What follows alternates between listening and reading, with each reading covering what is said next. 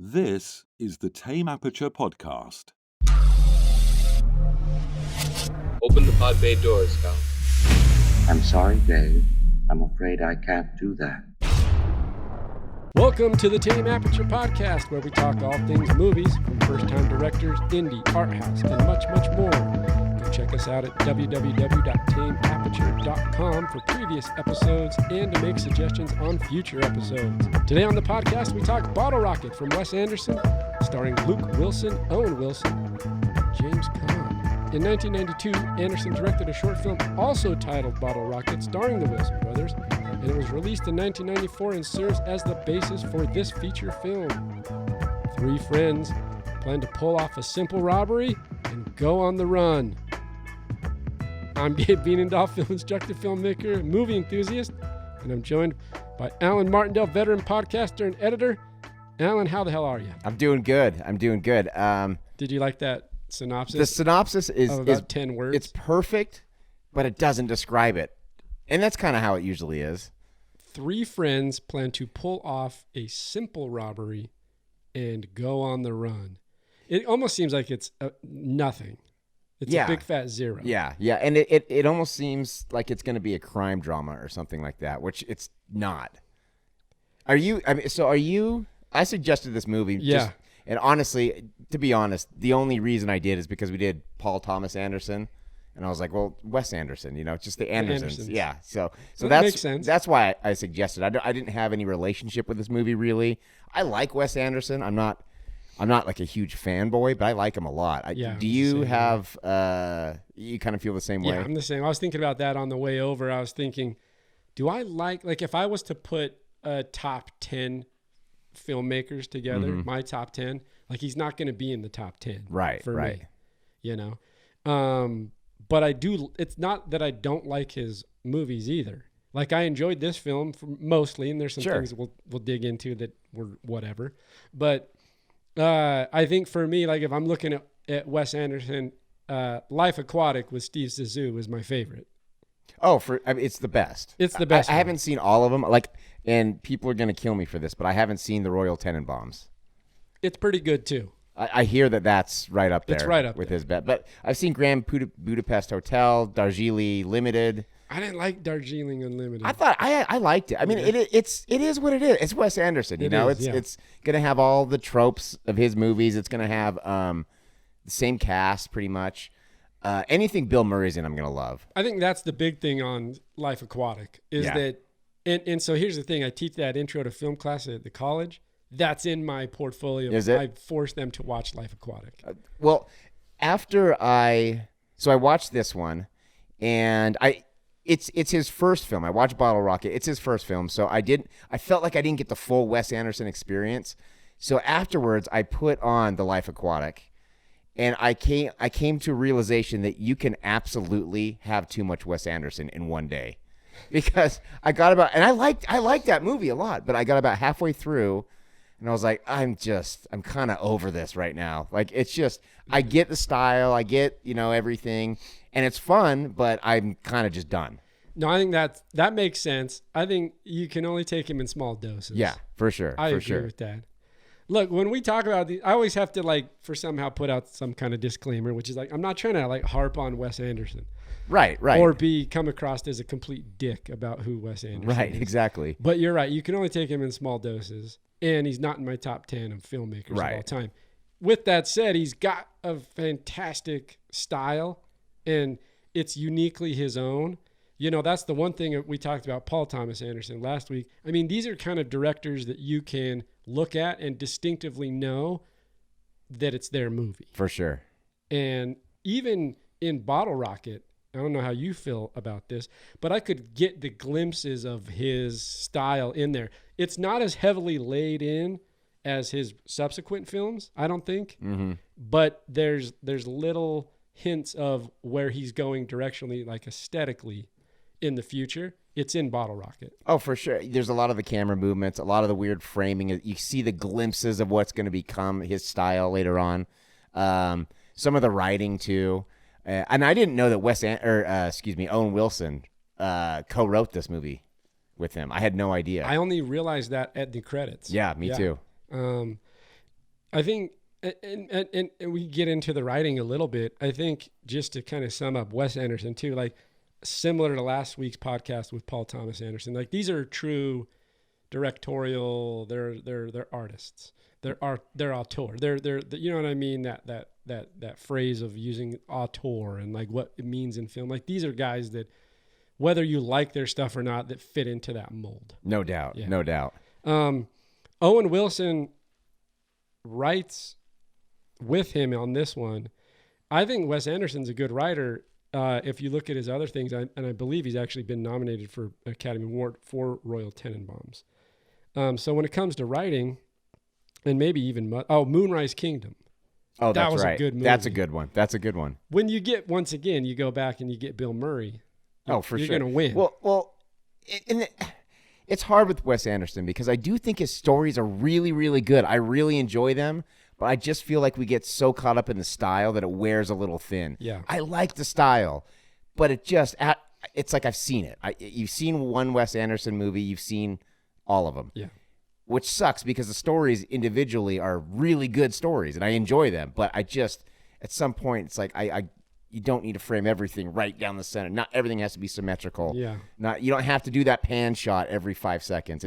It's a little, it wears on me a little bit. He definitely likes to carry the camera. In other words, like there's a lot of, in areas where there's a lot of movement, Right. Single shot Mm-hmm. all the way through, or like something in Life Aquatic when he's working through the boat and Right, it's just right. panning all back and forth, tracking through the whole entire boat. Right. But yeah, I think I get what you're saying. I think that's what we were alluding to, is that you can, he's good and we enjoy his work, but you got to take it in small doses. Yeah, I think I'm just not the type of person who's going to be a Wes Anderson fanboy. And there are a lot of them out there. There's a lot of them. People love him. And I nothing against that. That's great. But just not my thing to devour everything. There's some that I haven't seen, admittedly. His two stop motion films. Oh, the Fantastic Mr. Fox. I haven't seen Fantastic Mr. Fox, and I haven't seen his more recent one, Isle of Dogs, which aesthetically, once again, his design eye is beautiful. I think it is. Whether you like it or not, like there's an appreciation for it. It's like he's able to like build a world that's aesthetically pleasing. If you were to just look at it for right. But at some point, I do agree with you. You get tired. You couldn't stare at it forever. Yeah. Which is probably true to any piece of art, really. You don't want to sit there and look at it forever. For sure. You know? But I like him overall. I think he's a good director, and he kind of falls into the modern day auteur. So what do you think of the Wilsons? I love them. Yeah, I mean Owen and Luke. And then this is the only movie, this probably be part of the trivia, but this is the only movie where Andrew Wilson's in it too. All three brothers are in the same movie. I'm not even going to lie to you. Didn't know there was an Andrew. I didn't either, but now... So now we have a piece of now trivia. that I've looked him up, I like it. I know. Now that I've looked him up, so the best thing that Owen Wilson has ever done is Idiocracy, in my opinion. Idiocracy is such a great movie. Have you seen it? I have. Andrew Wilson is in that as well. He's Beef Supreme. Oh, yeah. I'm looking at him right now. He's like the gladiator guy named Beef Supreme, which is the best name ever for a character. So I didn't know he was a Wilson. He's the older brother. He is. Okay. And he doesn't have that look that they have, with the weird nose and the weird kind of face. He's like a surf dude. He's probably the better looking of all three. There's no doubt. Which is ironic. Because they're not bad looking either. Right. I mean, they have the distinct features. For sure. But they're, I mean, if you were to put them on, they're okay looking dudes. Sure. But in Hollywood, you would think that the better looking brother would be the uber famous one. I mean, in these pictures I'm looking at, though, it's like he's missing a front tooth. Oh, is he really? Okay. Yeah, all the time. Okay. So I don't know if that's for the movie or that he's, anyway.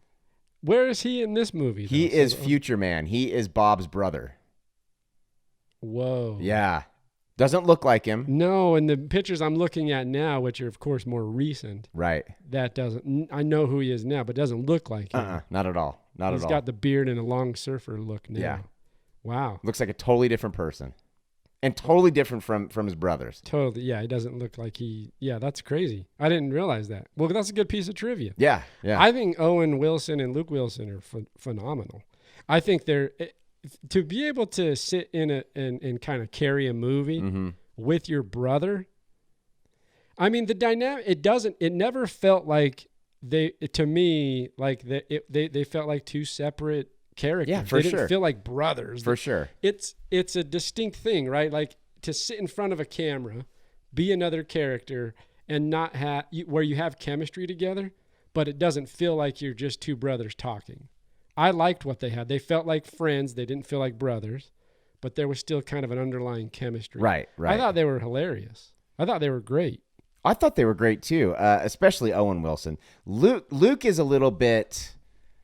He's not going to carry a movie the same way Owen is. Well, I think that pans out later. For sure. And not to say he's not a good actor, he is, but you start to see that Owen has the tendency to really carry things bigger and as his career goes on. You know. Yeah, you know what I mean? You see it right from the get-go too with them. Like you see it right from the get-go immediately. So Luke is going to be like the main character. They're both kind of main character, but Luke is the main character. But Dignan, who is Owen Wilson's character, he immediately is hilarious. He's funny. And you immediately know what his outlook on life is. He wants it to be a James Bond or a heist movie. He wants to live in that world. Yeah. And it's fun. And I think he's really watching him the entire time. He's engaging. Because from the opening scene, we get Anthony, who's we'll just call him Luke and Owen.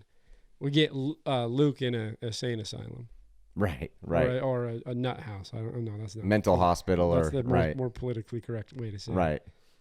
And from a far off distance, there's a reflection in the bushes, and it's some person in the bushes, and it ends up being Dignan or Owen, and he's trying to like get his attention. He's trying to heist him out or break him out of the it's voluntary mental. Yeah, he could check out anytime he wants. But in Luke's head, it's we got to get my guy out. We got to get him out of there. Yeah. Right. And he's going to go out of his way to make sure it happens. Right. Yeah, he's going to be espionage and spy. He's going to go through the whole process and try to get him out. His character is funny from the beginning. Luke appeases him because the doctor comes in. I think it's funny because the doctor comes in and he's like, who's that guy over there in the bushes? Right. And he's like, I got to go through the window because what they've done is had this plan that he's got to put the sheets together, throw it out the first floor, and jump down the window. And so to appease his friend and the way that his mind functions in this altered, what is it, like an altered spy world? Yeah. Like that heist world. Is he appeases him and climbs out the window with the sheets. And that kind of becomes the whole theme of the movie that Owen or Luke just wants to, he doesn't have the heart to almost break it to Owen that this is not how the world works. This is not what we're doing. We can't live our lives this way. Because once they've got out and they're on the bus back to where their home area.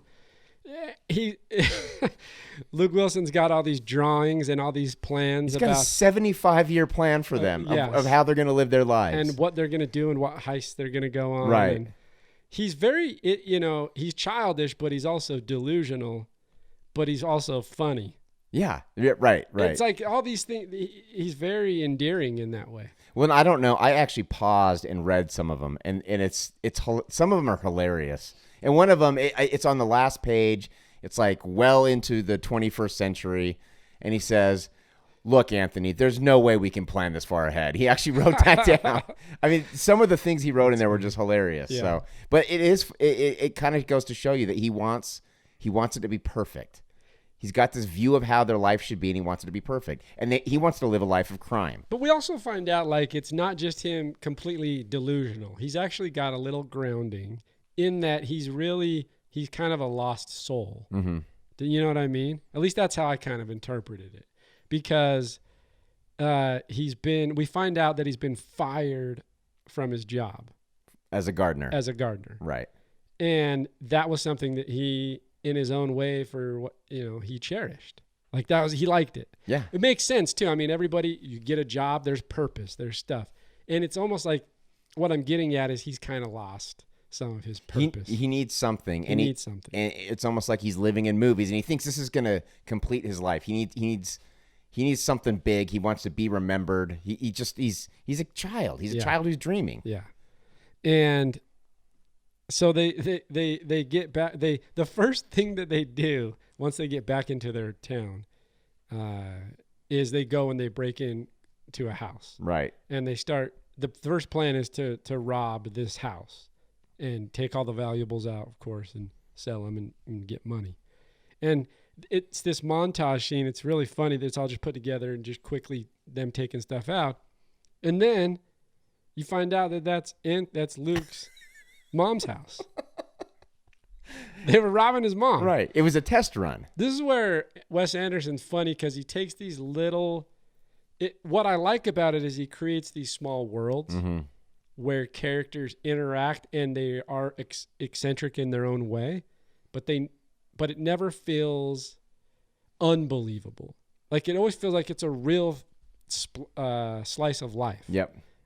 Even though it's a little absurd that they would go back and rob his own mother, it felt believable. It didn't feel so big. And that's what he does good is creates these tiny worlds with these really intricate characters that are fun to watch. It makes sense with what we've seen from these guys already too, because we know that Owen is very meticulous about planning things out. Yeah. And so this is a test run to see how they do. This is the test run because they're going to do a bigger heist in just a minute. Exactly. Yeah. But they want to make sure that they're working as a team, that they're getting everything, that they know what they're doing, that they're not going to get nervous.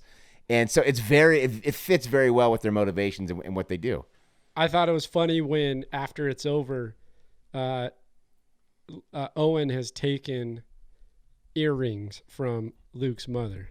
Mm-hmm. And that ticks him off. Because it was specifically on the list not to take the earrings. Right. So obviously he did it on purpose. Yeah. And did he though? Is that what he did? Oh, I think for sure. And I don't really know why though. Because then it ticks off Luke, and then what's funny is that he's like, "Well, we should have robbed your mom then." Yeah, and that's he's the like, review. You know, the line that my wife said she hated this movie. Well, no, I didn't. I shouldn't say that. She said it was stupid. I can see that, but like in a way that I'll never watch it again. That's how her right. position was on it. But she did laugh really hard at this line. When Luke says, "Well, we should have robbed from your mom, your house," and then Dignan gets ticked off and turns around and starts walking away, and he's like, "Anthony, you know darn well there's nothing to rob from my mom or Craig." And my wife said, "That's the funniest line of the movie." But there's a bunch of stuff but like there's that. a funny little. Right. I mean, there's nothing to rob from my mom or Craig, and it just like it. Those little pieces of dialogue also give you a little insight without doing a whole bunch of exposition about his backstory to some degree. That there's probably not a whole lot of support from his family, like nothing to rob there, nothing to go back to.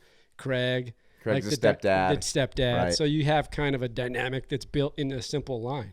Right. And that's just a side note too. Is she a Wes Anderson fan? Has she seen his other films? No, I don't even think she's seen. Okay. I mean, no.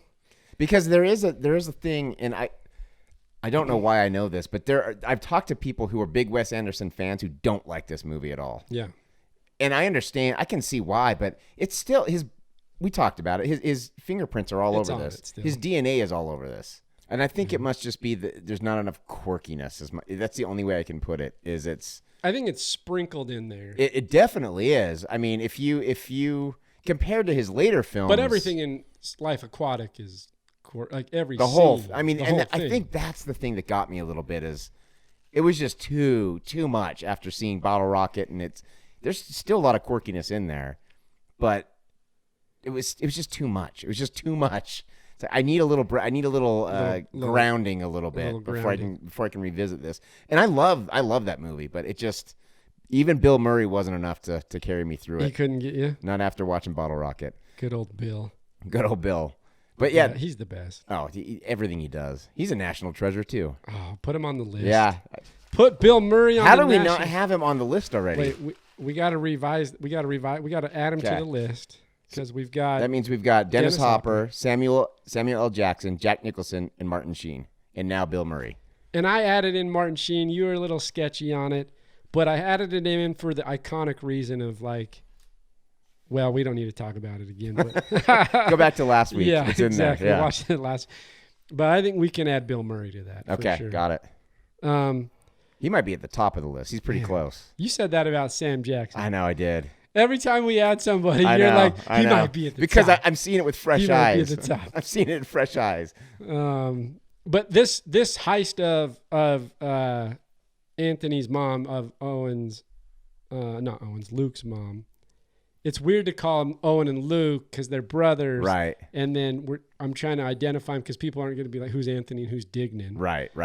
You know what I mean? So it's For this sure. weird dynamic now because I'm calling them Owen and Luke, who are brothers, but in this, they're friends and they have different parents. Right. So, but this is a lead up to their next heist. They're going to go rob is it the library or a bookstore? I think it's a bookstore. Okay. That's what I was trying to distinguish. Bookstore makes more sense. Yeah. They're going to rob a bookstore. Of all the places to rob. Now, this came out in 1996. Mm-hmm. So that makes more sense. Sure. There are no bookstores anymore. Just Barnes & Noble and what is that? But they're not carrying cash. No, they're not. I mean, not not loads enough of to cash. rob. Not enough to motivate a robbery. I mean, Amazon's destroyed everybody. Yeah. That's what they do. Barnes and Noble might as well just call it a wrap. Just be a Starbucks. Just go. Just sell Yeah. coffee. That's all they need to do. Just do a hangout and sell coffee. Yeah. You lost 10 years ago I when know. Amazon just stepped on your face. They're and hanging in destroyed there you. for some reason. I don't They know are why. hanging in there. But they go to rob, and he's got this all articulately laid out too. Yeah. But a bookstore. As if it's like some jewel heist where they're going to go, break in and dive over lasers and. Well, they're dressed that way too. So they got the dark coloring, the black colors on, the beanies. But what was with the patches across their noses? The nose things? Yeah. What was that about? I don't know. And that was I kind of enjoyed that part because even Bob says, what's with the things on the, because they have these weird, they're kind of like, I guess they're Band-Aids over Bob's their nose. their friend that they bring in. Yeah. He's Bob he's is the additional friend. Bob's a rich kid. A rich kid. Both he and Luke are rich kids who are kind of, I think they're bored, essentially. I think that's what it is. I didn't get that as much. So Luke's a rich kid too. I mean, Yes. is it just based on, I didn't get that from the house or from the stuff they stole. I got that from when he went to visit his sister. Little sister. And she's at a private school. And I just kind of got that vibe. Yeah, that makes sense. And even she said, and her name's Grace, and even she says to him, "You never worked a day in your life." That's true. She does have a line. So I think they're both rich kids who are kind of bored. But I did like. And maybe that's why Dignan gets mad at him when he says, "We could have stole from your mom." Right. Knowing I think that's why. full well that there was nothing to steal from his mom. I think that's 'cause why. He's poor. For sure. Yeah. But I did like the little Band-Aids on the nose because Bob asks him, what's with the things on the nose? And Dignan, who's Owen Wilson, says, exactly. And I kind of like that little, it doesn't make any sense. And also, by the way, they're bringing full-blown Guns to rob this bookstore. Like they went in and prepped out and tested their guns. They got I don't know what they are, but they're like big old 45 revolver. Like they're heavy duty. Oh, yeah. And they're bringing these guns to breaking into this bookstore. I thought there was a funny line in there too, where he meets the old guy in the bookstore, and he's like, Luke's not Luke, Owen's. I'm gonna do this every time. I'm just gonna keep getting Luke and Owen confused because they have the weird noses. Yeah, they do, and they kind of look the same. One with blonde hair, one with dark hair. But where Owen Wilson got the gun to the owner of the bookstore, the older gentleman, and he's like trying to get tough. And I don't remember the exact line, but he's like pointing his gun at him. He calls him an idiot. And calls him an idiot and gets mad. Yeah. And then the owner's like, you better watch out. Don't call me an idiot. And then he starts talking politely and calling him sir. He starts calling him sir. Like he's felt bad that he's been over the top. Right. When I think he responds to authority too. He wants to be a leader, but I think he's bent very easily. And let's establish now that he considers himself amongst the group the leader. Right. He wants to. He's like, you guys, I'm planning this out. I'm in charge here. Right. So they rob the bookstore and they go. I think they go back to Bob's house. Yeah. To celebrate their robbery. Is that right? Yep.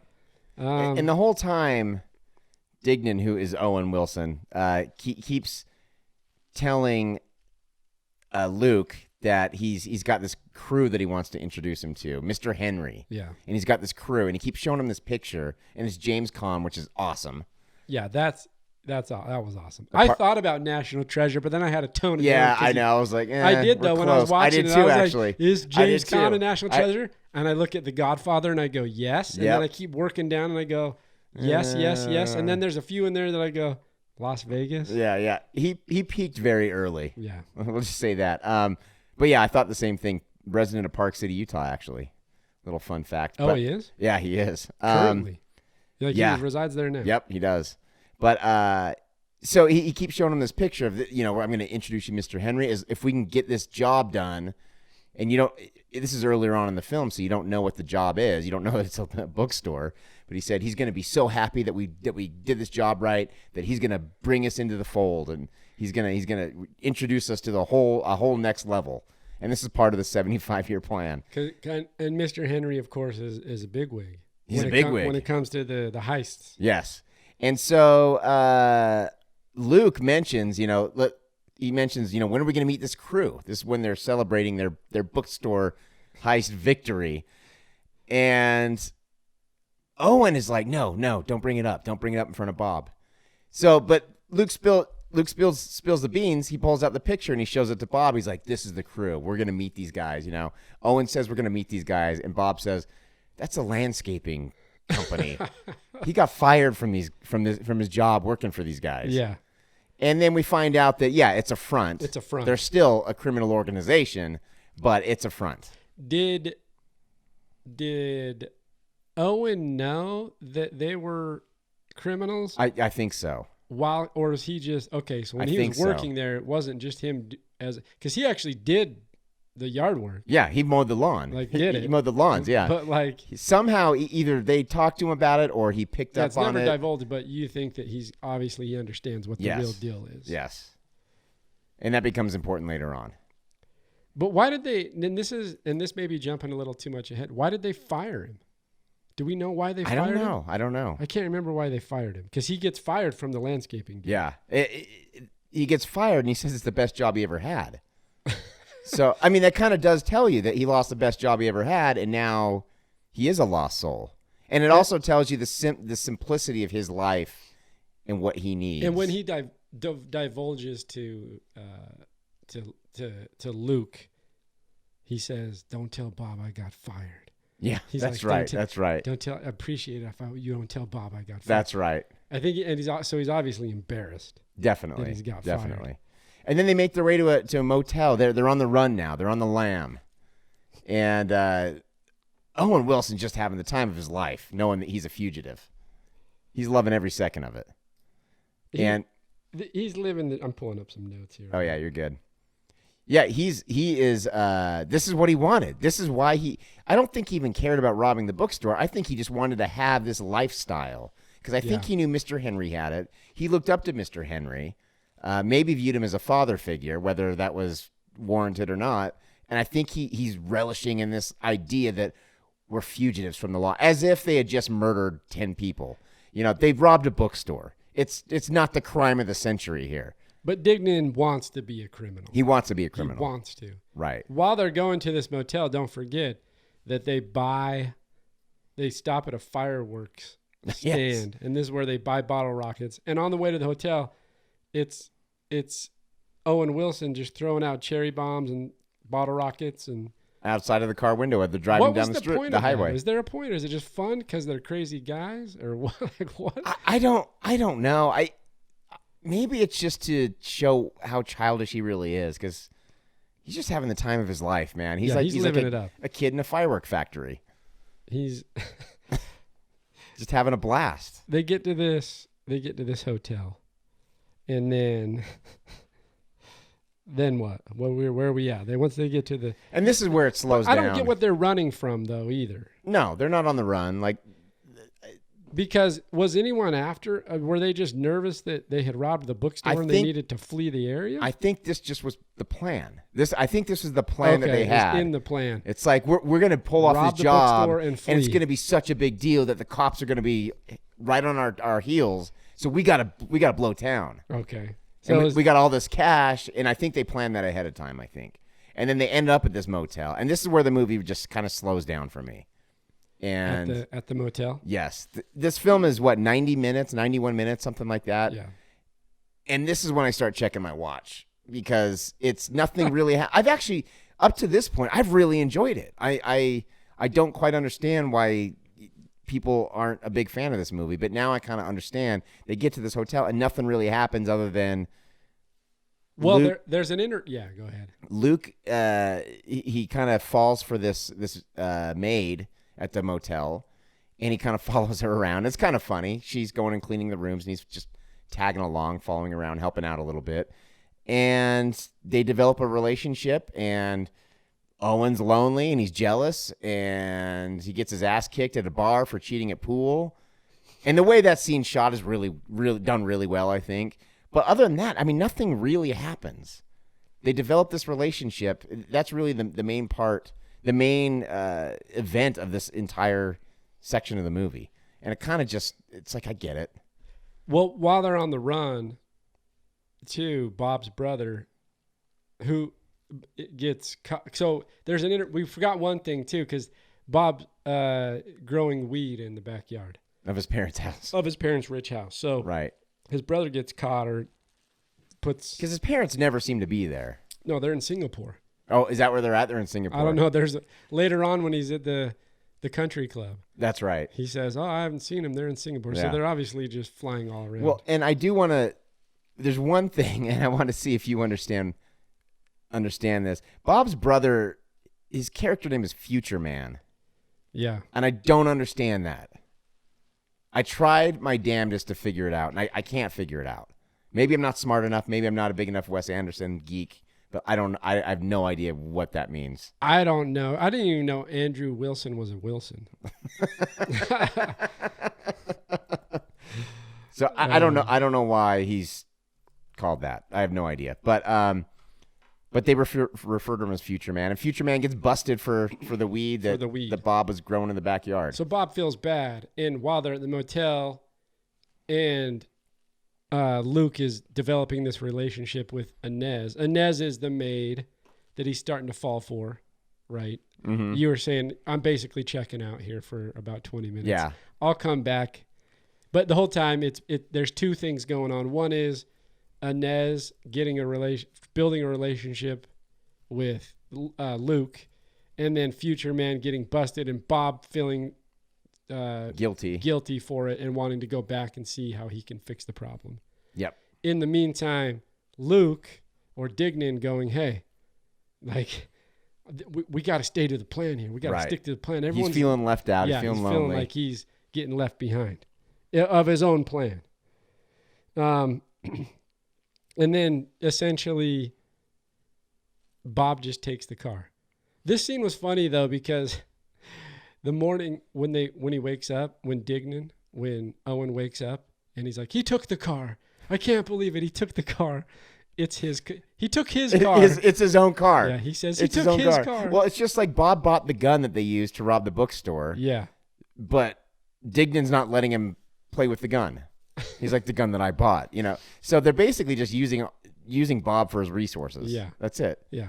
They're kind of, they're using the rich He's kid. an asshole, man. He's just an asshole. They're using the rich kid. Yeah, they're using the rich kid. He's not an asshole. He's a naive puppy. He is a naive puppy, but it's kind of an asshole. He's kind of an asshole. I mean, he does punch Owen or Luke in the face later with the screwdriver. With the screwdriver.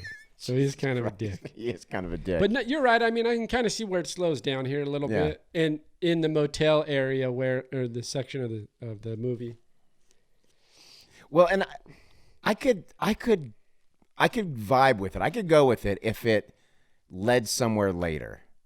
But it's almost like it's the largest section of the movie, and it doesn't really have a payoff. They spend so much time at the motel. They're Luke Wilson. God, I'm always gonna. I know. I've done it twice. I know. 3 times already. He develops this relationship with Inez, and the only thing you need to know about that is they speak different languages. They can't understand each other. It was done so clunky with them leaving. It seems like it didn't make any sense because Luke says to Inez, I want you to come with us. And she says, I can't go with you. And so he starts saying, well, I'll stay here then with you. And she says, I don't want you to stay. But then at the end, she has the translator tell Owen that she loves Luke. Like that doesn't make... It's like, I don't understand. The whole thing was done clunky because it was almost like a plea for him to not go. So I don't understand. I just don't understand. She's just playing games. She's just a woman, man. That's She's what a women woman. do. That's They what play the women games. do. So the whole thing. I don't want you to stay. Stay. Yeah. Go away. No, stay. Stay. I was just kidding. Yeah. You thought what I said. I meant what I said. You listen to me. I want you to want to stay. So that was another part All that the drove me women listening crazy. are like, I I know. Idiots. My tongue is firmly planted in my cheek right now. I do want to say that. But they did steal the car. So Owen Wilson tried to break into a car. He was thwarted, so he found an old beater in back of a garage or something. It was an old Alfa Romero. Yeah, but it was all beat up. Cool looking car. Yeah. It was all dilapidated. Yeah, beat to shit. And they get away for a little bit until it breaks down on the highway. This was actually, there was something about this scene that made me laugh when they've left finally, and the car breaks down, and truth starts coming out, and they start getting into things. You start to figure out like their own motivations. I think the one thing I will say about Inez, right, and Luke, is that because Luke is so confused, like he came from the mental hospital, he's just kind of winging it with his friend Dignan, trying to figure out life. He feels like he's got no purpose. I think for whatever reason, whatever the initial attraction was, he found something in Inez that gave that purpose. I think that's kind of the angle for me that he's taking when I watch the film. Sure. And that leads up to this scene we're talking about where the Alfa Romero breaks down on the highway and the two of them kind of have a confrontation.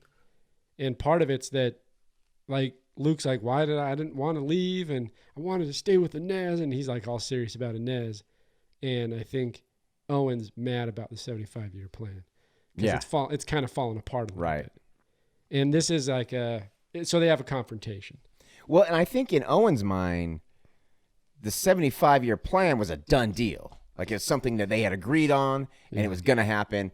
And There's Luke, no deviation exactly. to this plan. And Luke never agreed to it. When he was reading the plan, he's like, oh, wow, this is very thorough. You did a great job. The whole time, it is like an older brother talking to a younger brother, like a kid brother. Yeah. Saying, oh, what a great job you've done. And he feels bad for him all the time. And he's trying to placate him because he doesn't have the heart. He doesn't want to break his heart, essentially. Yeah.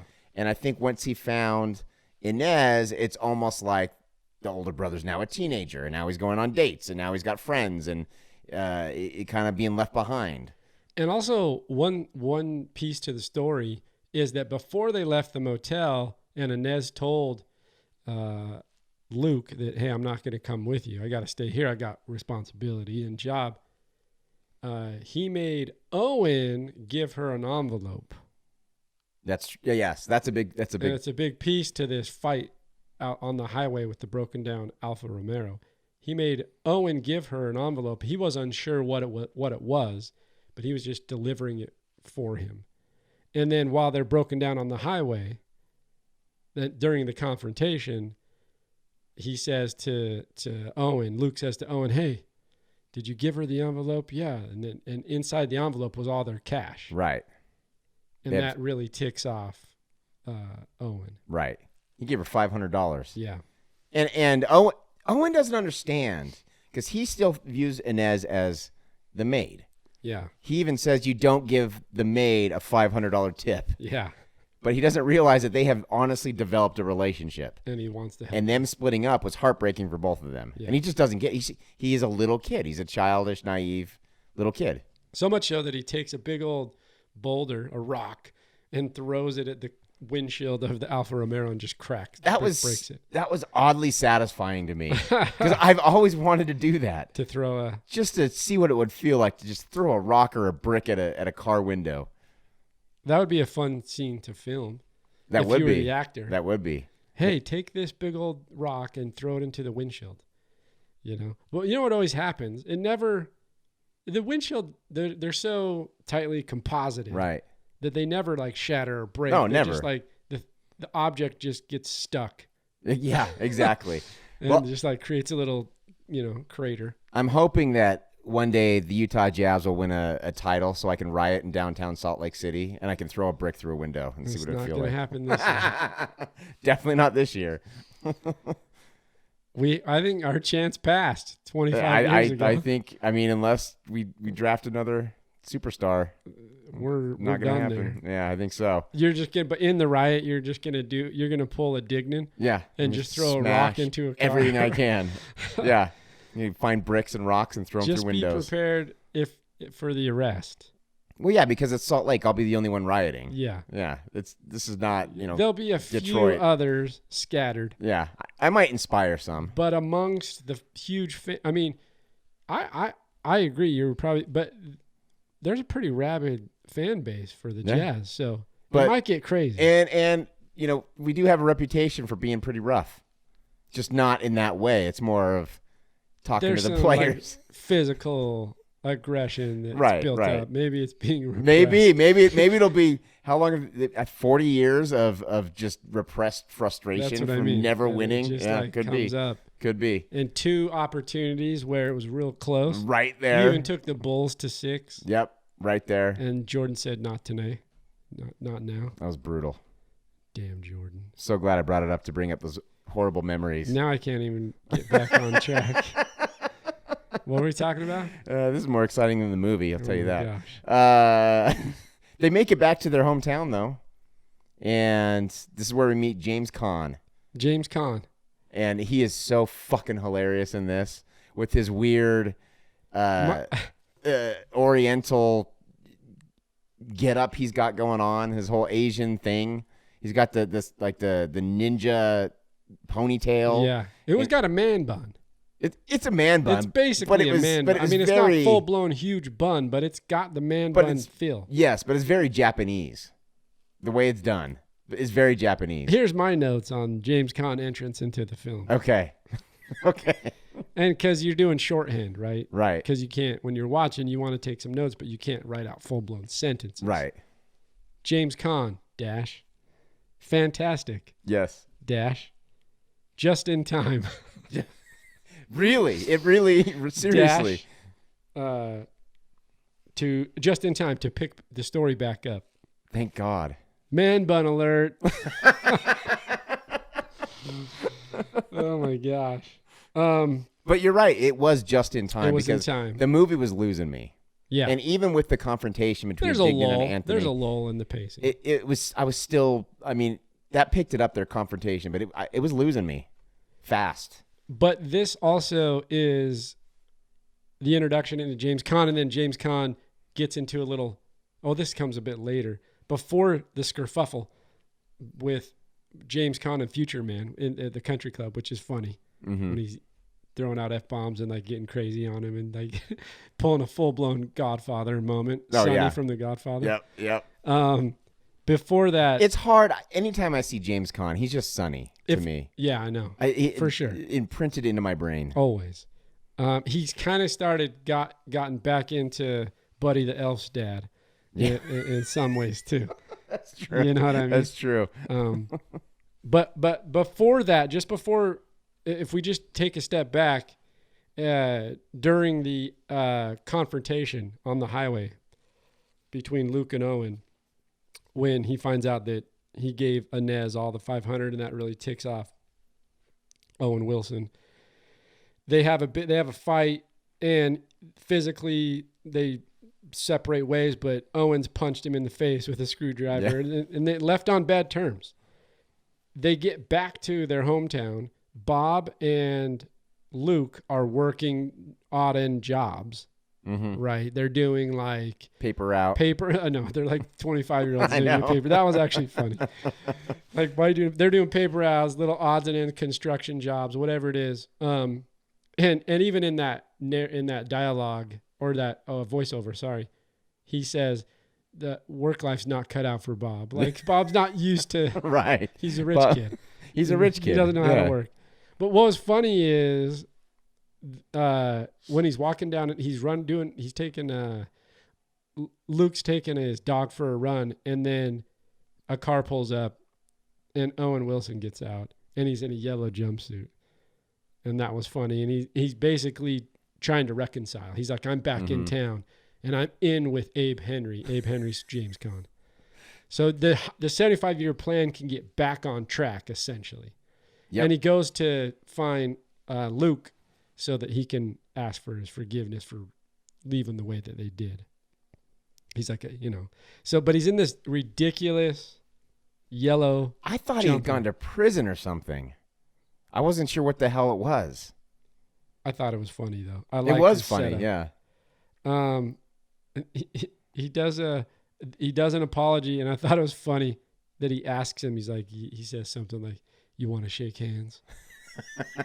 And then that's how they reconcile. Right. And now they're back on track. And then they're at the country club. They're with Bob. They're now in with Abe because Owen is in with Abe. Well, Owen is mulling it over first. He doesn't know if he wants to get back, if he wants to do this. Yeah, because he's been following Dignan around. Dignan's kind of giving him nothing but trouble. His plans don't really. They're childish, but then we see Future Man kind of bullying Dignan. But when they do that reconciliation, he also introduces him to Applejack. That's right. Which is the Applejack. These are the random characters. They're not overly significant, so don't get bogged down by them. Right. But the names and the little things, names. like, let me introduce you to my new guy that's part of the crew. His name's Applejack. I love it. Yeah. And but we do see Future Man bully Dignan, and immediately Luke Wilson goes back into kind of older brother, like, I feel sorry for him. Well, that's the motivation for him to go, I got to support him and get back into it with him. Right. And he's begging me to come back into the crew, or to get into this crew. I'm going to do it because he just got bullied. And the three conditions were great. It was like, you got to have Bob, because Dignan is still pissed at Bob for taking off with the car. He also says, you have to mastermind it, which I thought was great. And you got to get me one of those jumpsuits. What the hell are you wearing? Yeah. It's a jumpsuit. Clay, look at this guy. He looks like a rodeo clown. He looks like a little banana. Where are you from anyway, man? I'm from around here. This guy used to mow our lawn. No shit. Yeah, he was great. Clipping the hedges, sweeping up, mowing the lawn. What was the name of your little lawn mowing company? The Lawn Wranglers? Let's go. Keep up the mowing, Kimasabi.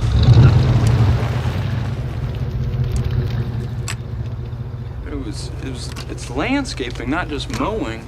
Man, don't listen to that guy. I don't know. Sometimes I'm not always as confident as I look. Did you see what he had on? Yeah, it's pretty cool.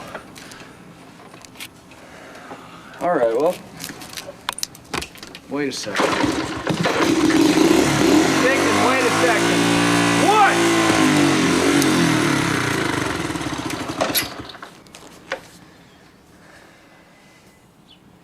God damn it. I'm in. What? I'm in. I knew you'd be back. 3 conditions. 1, you mastermind the plan. 2, Bob's on the team. Let's hear the third one.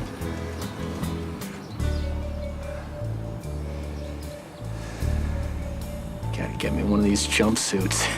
You like these? Yeah. Done. Deal. All right. You're doing the right thing, Anthony. Yeah, I know I am. All right, I'll see you later on.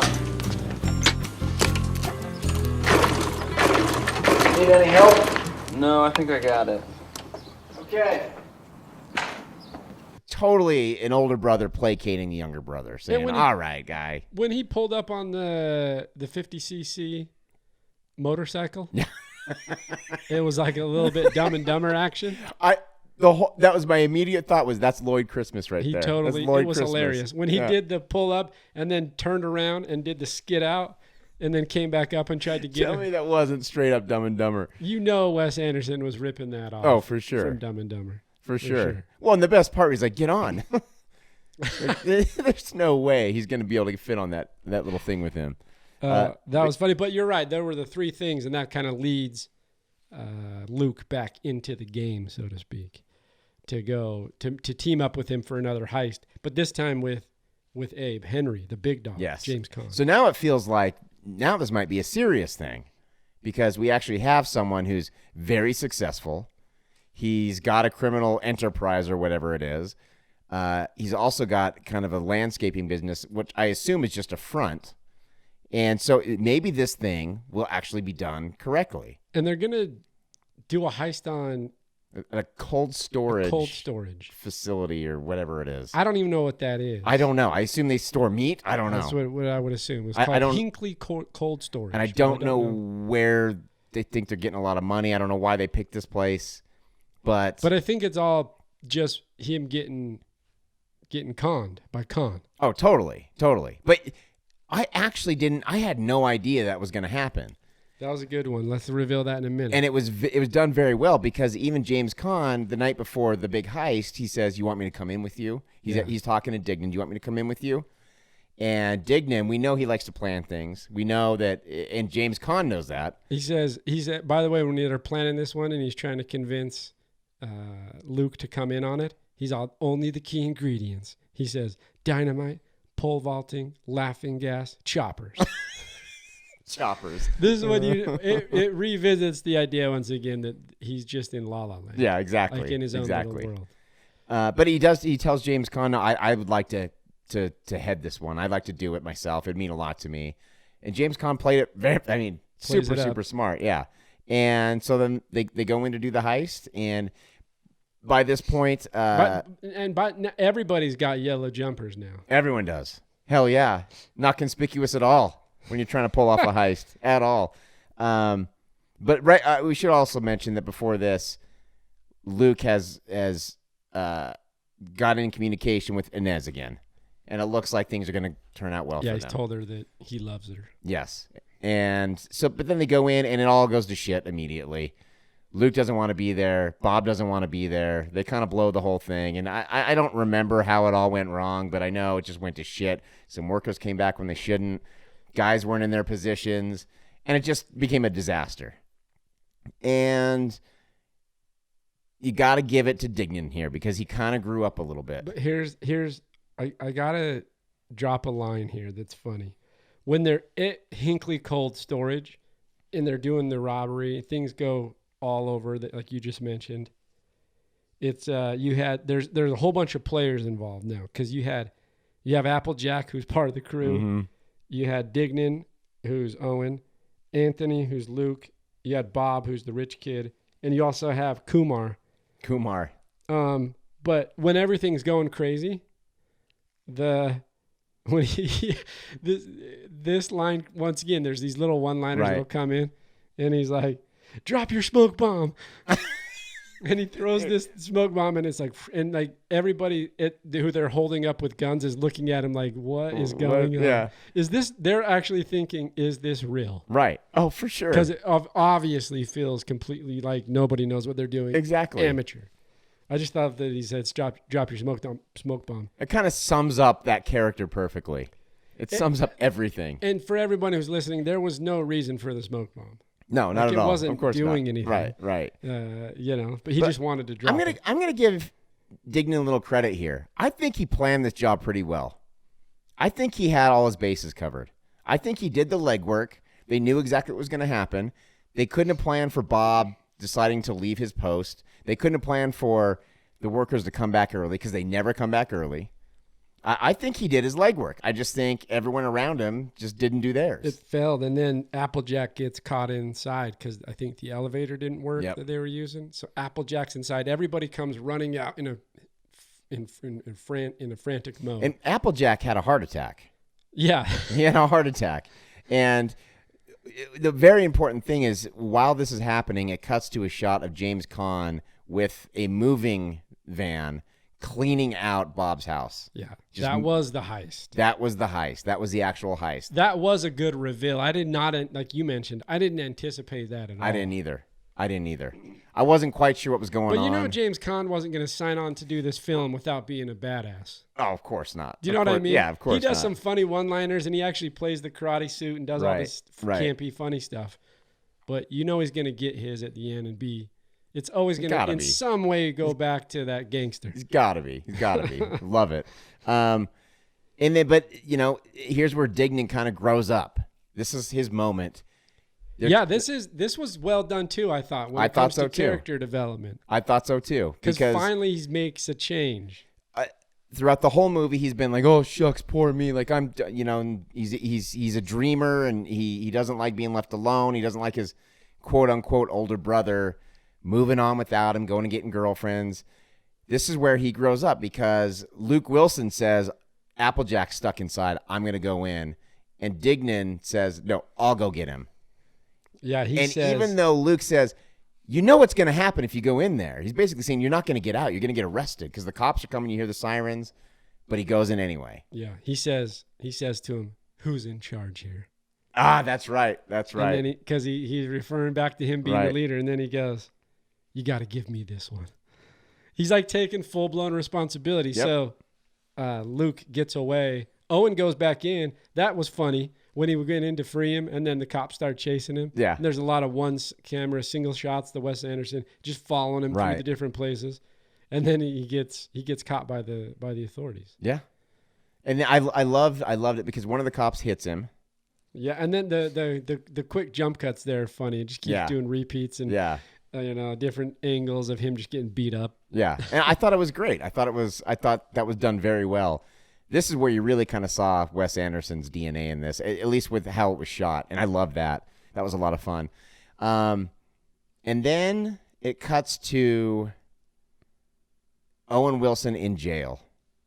And Bob and Luke come and visit him. And basically we get a little bit of exposition. Says 1 month down, 23 to go. So he got 2 years for that job. And we also get a Rolling Stones track. That's true. There's a Rolling Stones track here at the end. 2000 Man plays. That's true. I thought this. I only bring it up because this film was $5 million in budget. How much of that song comes? And just based, and it's well done. I'm not. It is what it is. Mm-hmm. But probably $2.5 million of that was for the Rolling Stones. Exactly for one song. Yeah. But I kind of like this little line in there when they come to visit him, and which obviously means that Bob and Luke didn't get caught. He was able to, take the rap. And he says, you know, I told them in the interrogation that when that cop hit me, he must have given me CRS syndrome. Can't remember shit. And I thought that was a cool little line. Yeah. And it's also not what you would expect from that character. Yeah. So he is fully grown up. He's grown up and he's taking full responsibility and not going to throw anybody under the bus. Right. Even Bob, who you could kind of see him doing that for Anthony, for Luke, because he had a little more kind of love and respect for him. Right. But he didn't really love Bob. No. In fact, he was pissed at Bob. He wanted to fight Bob. Right. That was a funny scene. There's some other little funny scenes that are just kind of there but don't have any kind of control over the story. But as you watch it, there's little laughing moments of... Yeah. And it's primarily coming from Owen Wilson. For sure. Oh, he carries this movie. Yeah. For sure.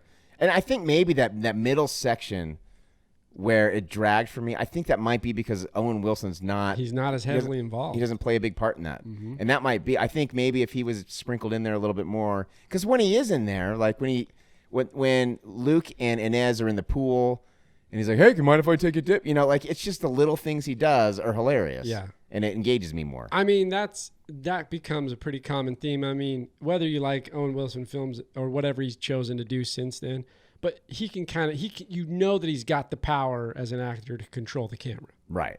And control He can the turn scene. it on for sure, Yeah. for sure. Yeah. I can see how people might see it's a bit much at times. I don't think it is in this movie. No, I think it's a perfect without amount it, of Owen. you're in trouble. I agree, 100%. So, and basically, it kind of leaves on a joke where Owen Wilson's like, all right, you have 30 seconds. Take out the guard on our way out. Have a car running, and Bob and Luke are like, what's going on? You know, and then he's just joking. Yeah. Because he's come to the realization that he's ridiculous. Everything he's doing is probably a little over the top, and Yep. he's trying to get a little more realistic. He also says, isn't it funny that used to be in the nut house and I'm in jail? Yeah. And then he walks back in and looks back at him. Like, it's almost a badge of honor. Yeah. I'm in jail. Right. I'm a criminal. Because that's what he wanted earned to be. it. He earned to be. he He earned earned it. And that was always his goal. And you know when he His gets own out, he's going to be telling stories about the big house, Yeah. about the time he was locked up. Yeah. The time when I dropped that soap. And then that's it. No, Cut- he's going to cut come the out clock. and he's going to be a changed man. Completely. Totally. He's going to be tattooed up, teardrop from the eye. Join the Aryan Brotherhood. Yeah. Yeah. But that's kind of how it ends up, right? That's kind of the conclusion. Yeah, cut to black, directed by Wes Anderson, and then it roll credits. And it is what it is. It's definitely Wes Anderson. It's not full-blown quirkiness, but it's definitely there. It's there. Yeah. And I mean, it was introduced into the Criterion Collection in 2008. So, Criterion, just so everybody knows, Criterion Collection, it's a distribution company. And they focus on licensing films that have important classic and contemporary films. So, like, that have some kind of importance, whether as a classical piece of cinema or something contemporary that falls in, For sure. And even though, this film is what it is, I think I can see where it falls into that in the sense of independent filmmaking in the mid-90s when you're just trying to make, Right. the evolution of independent film from that point on. It's I would say it's in the same ilk as the National Film Registry. Yeah, maybe not as selective. It's not quite that tier, Right, but right. it's probably just below. For sure. Yeah. And just kind of by chance, the last 4 or 5 movies we've done have been I know. Criterion Collection, and then not on purpose, Not whatsoever. intentionally, no. Definitely not. So, what did you think? What were your parting thoughts? So, overall, it kind of falls in line with what we talked about before. I think Wes Anderson's a good filmmaker. I mean, he is distinctively visual and has really cool aesthetic and imagery. I think I might have said this before, but I really think it's true. It's hard to take something that's written and make it visual. Mm-hmm. Like, it's not an easy task. People go, I could do that. Well, and you can, right? People can do it. But it's not as easy as it looks. So to be able to, and so I think what I like about this film is that he's able to create good characters, create a world that is unfamiliar to me. Like, that's not a world that I'm associating with. And I think he's sticking to things that are kind of familiar to him and kind of putting his own little nuances into things and taking the writing and making it a real world. Yeah. Like, it's an atmosphere. Whether it's one you love or don't love, doesn't matter. And I think he distinctively does that in all of his films, like we talked about. When you watch Life Aquatic, it becomes a little more surreal. Mm-hmm. But this is a real world. It's not really surreal. It's a bunch of characters just trying to figure it out who happen to be, I would say, dynamic and eccentric in their own way. Yeah, I agree. So I like the film. I think it's good.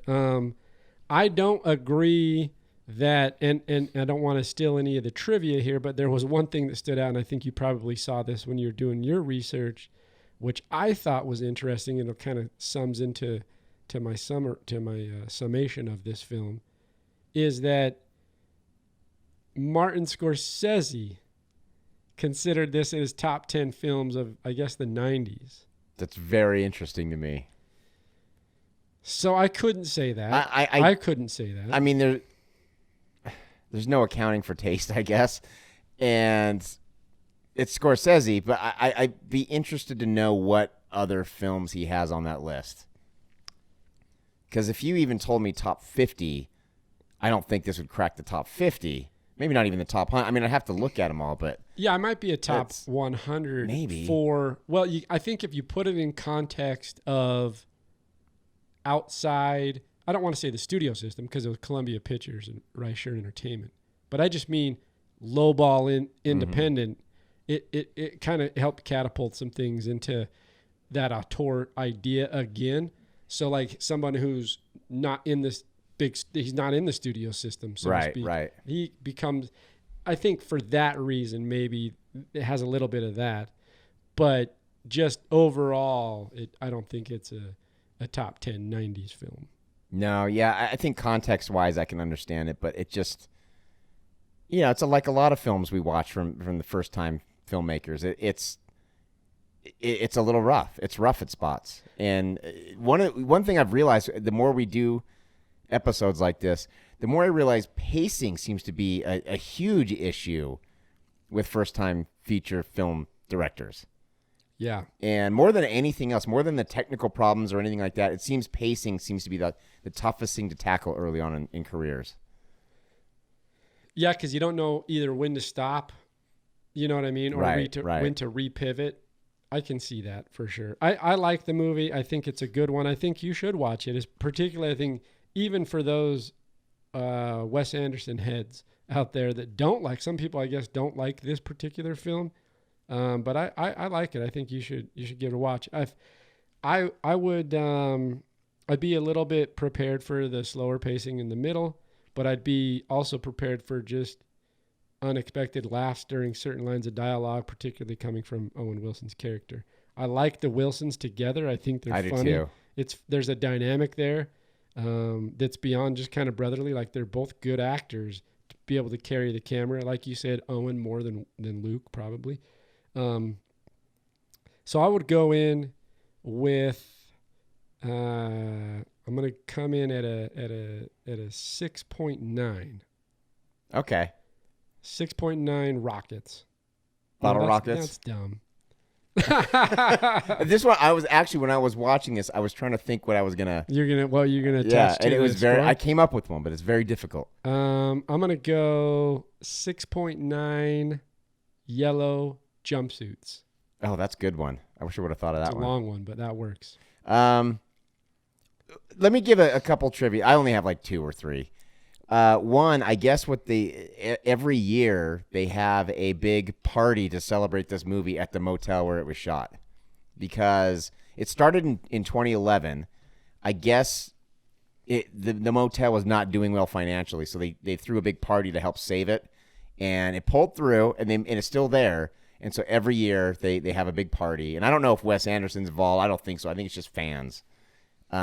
He's probably not. He's like, yeah, I know. Screw that shit. Exactly. Well, can you imagine there are a lot of fans of this? This isn't the Big Lebowski, like. Yeah, it doesn't have quite the following. Exactly. But and then the other one I had, which I thought was pretty cool, because I'm big into music. I do a music podcast too, and in addition to this one, in my sports one. So I thought it was cool to hear that Mark Mothersbaugh from Devo actually did the music for this film. Oh, really? Yeah. I thought it was cool. very interesting. The film was shot in Dallas, Texas, entirely, in Hillsboro, which is a suburb, I guess, of Dallas, Texas. Wes Anderson's from Texas. The Wilson brothers are both from Texas. And that was actually going to be my third piece of trivia. I wanted to steal it from you. I read it in your eyes. Well, it's actually, I was like, he's going to talk about Texas. Oh, I am. I guess Owen Wilson met Wes Anderson when they were both at the University of Texas. Yeah, there's some big names that came out of that. It's crazy. Film department down there's got some chops. Never would have thought. Because they came out of there. I know there's Matthew McConaughey. At least he started there. I don't know if he ever finished his degree, but he started down there because he was doing a film for, help me, Dazed and Confused. Richard Linklater. Yeah. So, yeah, they got some chops down there. And he's still obviously a big University of Texas fan. Linklater. Yeah. Yeah. And McConaughey. McConaughey. He's at all the football games. Yeah. So they got some peeps down there. doing their thing. Yeah, pretty cool. I would say, like I mentioned, and I kind of read this before, but Anderson directed a 13-minute short film titled Bottle Rocket. The short film was in black and white. It also starred Owen and Luke Wilson. It had a similar plot, and that's what later became the feature. The short film screened at Sundance in 1994. So I think this, in some way, was it catapulted from a short film with the same story, same characters, and led itself into a feature. What I find interesting is that it didn't translate, at least commercially. The film was not successful because it was they had got financing from Sony Pictures, or at least they were the distribution company, Columbia Pictures. It also says, here's an interesting one that I thought, Gracie Films. Yeah, James L. Brooks. James L. Brooks. And if that sounds familiar, it's because That's Simpsons. that's The Simpsons. But James L. Brooks has also directed a lot of feature films Yep. that were very prominent, very good films. I think well put together films, right? Anyway, he was a backer on this too in some capacity. $5 million budget, and then box office $560,000. Ooh, Bad, ooh, bad. So much so that that's so bad. Luke Wilson was like, "I didn't do good. I'm going to join the Marines." Oh, really? That's what it says. I knew he was a veteran, but I didn't know he joined after because he just didn't think there was nothing to come. I mean, you can't blame him. But he got a star in a movie with James Caan, so that's cool. That's what I would have thought if I had been him. And his career did just fine later, Right. But like, I got to be in a movie with James Caan. For the rest of my life, that'd be the Sonny. story I tell to everybody. Yep. So, give your rating. Where are you sitting? I am sitting at 6.5 James Caan karate chops. I had to reach for that one. Yeah, we both had a reach, I think. Yeah. That's a pretty good one, though. Rotten Tomatoes has it at an 85% certified fresh. Interesting. Is that right? I think so. IMDb was not that high. I know that. 85%. That's from the critics, and then 80% from the audience. That makes sense, though. Actually, IMDb is much higher than I thought. It's 7.0. So they're just right above me. Yeah, they are. See, they need to get their 1/10 decimal points. They got to figure that out, man. It's ridiculous. Coming in at a 7. No. 7 even. That's Say no ridiculous. hard That's a 8. cop out, man. Say no hard 8. Let's go. 6.9. You're 6.5 though. Yeah. So we're in the same ballpark. We definitely are. The good parts are really good, actually. Yeah. Like, it's actually very engaging. Just the slow parts just took me out of it. Yeah, I agree. Well, that's good. Thanks for jumping on there. This has been... Oh, wait, real quick. Oh, yeah, go ahead. Can I make and you don't have I to should do have it. you close this out, by the way. No, you're good. Can I make and you don't have to do it. Can I make a suggestion for the next movie? Yes. I'll make a suggestion. Do you know what Tim Burton's first feature it was? I know what one of his short films was. His first feature. His first feature. You're not going to believe it if you don't know it. Oh, it's Pee-wee. It's Pee-wee. Yeah, Pee-wee's It's Big Pee-wee. Adventure. It's a great film. It's so good. I made all my kids are 11, 9, and 7. Yeah. Last year, sometime in the summer, full blown, it was a Pee-wee night. We watched it. Oh, did you? I forced them. They loved it. Oh, yeah. How can you not? My daughter loves Pee-wee's Playhouse. She saw his new movie that was out on Netflix. I made her watch it, actually, this last weekend. She loved every second of it. I show my It's kids actually funny. all the 80s TV shows. Yeah. Well, Pee-wee's Playhouse. And then I even take it back to like the more educational ones like Reading Rainbow, yeah, of Mr. course. Roger. I make them course. watch those because they're good. They're really good. They're really good. You know? But it's actually funny. There were some lines in there that I was literally laughing out loud. So take it under consideration. We don't have to do it. Well, we'll do it. I don't know if it'll be next week. Okay. But we're going to do it for But sure. co-written by Phil Hartman. Ooh. I don't know if you knew that. I did not know that. Yeah. I did not. Now, who did Tim Burton write it too? No. It was It was Paul Rubens and Phil Hartman wrote it. Okay. Yeah. And then Tim. I Tim Burton love directed Pee-wee's it. Big Adventure. That's It's great. going to be on the podcast. It traumatized me as a kid. There were some parts in there that when I was a kid, it scared the shit out I of mean, me. Large Marge will come at you. But even that clown outside when he loses his bike. That clown behind you? No, not that I well. keep That staring was at? the clown. If you're watching can on see it. YouTube, you can see it a little bit on camera. That clown is kind of. It's a little bit of a subconscious homage to that clown outside the bike shop when his bike gets stolen. Yeah. Oh, Scared the shit out of me. Yeah. No, I think it scared my son too last year when I Did made it? him watch it. Yeah. And then later on, he has a nightmare about clowns dissecting his bike. Evil clown. It's just the whole movie's messed up, man. It's so messed up. I love it. I think that's a good one. We're definitely going to have it on the podcast. Add it to the list. Yeah, no question. All right, this is a Bottle Rocket, 1996 American, it says crime comedy film. I think that's about right. That's about right. Yeah. Directed by Wes Anderson, starring Owen Wilson and Luke Wilson. This is Alan and Gabe with the Tame Aperture podcast. Go ahead and check us out at www.tameaperture.com and on all streaming platforms. This is the Tame Aperture podcast signing out.